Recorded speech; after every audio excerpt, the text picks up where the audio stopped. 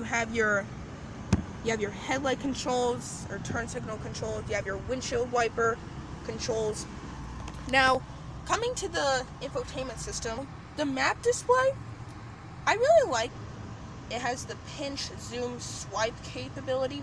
I just think that it's a pretty old platform, and especially if you look at today. I mean, I think Nissan really needs to update their map display, give it newer graphics. I mean, it seriously dates back to 2005. Now, coming to the home menu, this is my favorite part of this head unit. Like, you can like customize it. You can like customize this one to like your radio controls and your clock. This one, you have your audio. I mean, you can literally customize this. I mean, it's a nice head unit.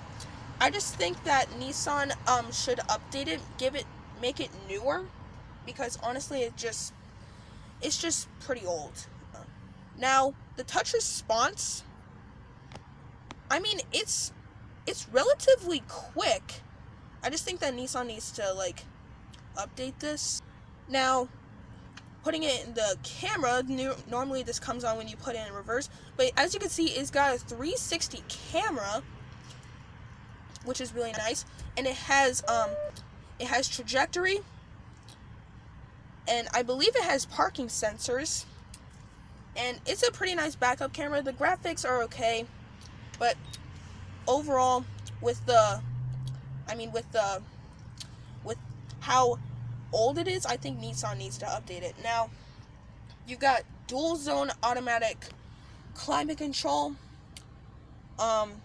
You have a little 12 volt right here. You have an aux port, a USB. This controls the transmission. This controls the Nissan's Xtronic CVT, which it has 7 ratios.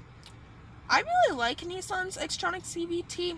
I don't know if you guys do, but I really like it because when it shifts, it feels like you're actually revving the car, which actually, it makes me feel like I'm driving like a sports car if it didn't have like an annoying engine tone, which honestly, but I don't think people are gonna really push the road. They're just gonna like drive it normally. You have some cup holders here. You have your key holder there, which you can also use for your phone. I just like to use it for a key. You have heated seats, which are 2-level. You have a nice storage compartment right here, where you have another 12 volt. You have another USB. You have some nice storage. I mean, overall, it's a very nice interior. But the technology, especially when you look at today's modern standards, is starting to feel old, considering that a lot of its competitors have newer technology than this. Now, when it comes to compact SUVs, the rear seat is pretty important, so I should probably show that part. This is a pretty nice back seat because it's very comfortable. It's very nice. The thing that I like most about the rear seat is it sits up nice and high, because Nissan likes to give you that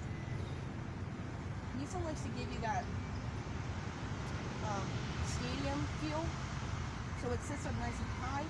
Now let me get over here, because if I were a driver, this is where I'd have to see the drive, because I'm only 5'6".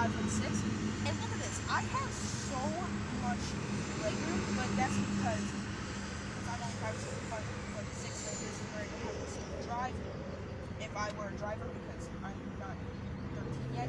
But I mean, I'm not 16 yet, but the materials back here, hard touch plastic, kind of expected that, but it is soft touch. Here you have your manual power windows, which are really nice. You have rear seat vents, which you can turn on and off, which I'm just gonna turn them on. You have dual map pockets, and if you pull this little lever, it folds down the armrest. It could be, I mean, Nissan really did not need to make this part so big, because I rest my elbows on that, and it could be soft right here. But maybe people are just gonna like put their arm on this part and like, I mean, I'm not very comfortable with it, but maybe you guys are. And these seats, they do fold down by pulling this little latch here to give you more space in the cargo area. And you're probably wondering, how does the fold down seat scene work? You just pull this.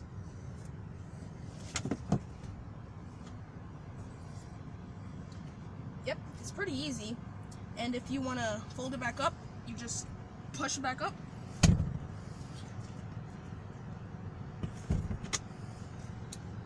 That's how you do it. So as you guys saw from the review, you would know that the Nissan Rogue is one of my favorite SUVs. Now, I did complain that the technology was a little bit old, and you might be thinking to yourself, Michael, it's a newer head unit. What are you talking about? They reduced the amount of buttons. They updated the infotainment system. They I don't know, updated their gauges. Well, here's my issue. If I were to get a compact SUV, I would want to get one which their infotainment system has something called Apple CarPlay and Android Auto, and that's where if you plug in your phone through a USB device, then the phone will project its screen into the infotainment system, which I think is a very, very cool feature. Get out of here! So yeah, guys, that's why I think Nissan needs to refresh the Rogue with the newer infotainment system that they have in the Kicks and the all-new Altima that's coming out. So you're probably wondering, how much is the Nissan Rogue going to cost? Well, I'm sorry to say that I don't actually have the paper with me, so I can't tell you what it costs, but I'll leave the cost in the description below. But guys, I hope you guys enjoyed my full review of the 2018 Nissan Rogue, and if you want me to do more car videos in the future, make sure to let me know in the comments below, and I'll see you guys next time. Goodbye.